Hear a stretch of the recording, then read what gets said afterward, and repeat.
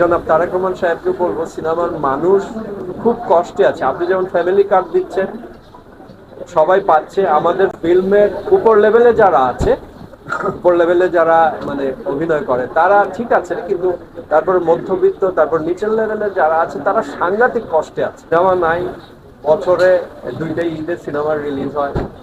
তো উনি যদি আমার এই ভিডিওটা দেখে সিনেমা হল সারা বাংলাদেশে খাস জমিতে, সরকারি খাস জমিতে বানিয়ে দেবেন, আমাদের এই ইন্ডাস্ট্রিটা আপনার জন্য 2 হাত তুলে দোয়া করবে। তোর বাবা শহীদ প্রেসিডেন্ট জিয়া রহমান একজন পরম হিতৈষী দেশপ্রেমিক নেতা ছিলেন। আপনার মা অনেক বড় একজন আপোষহীন নেত্রী ছিলেন।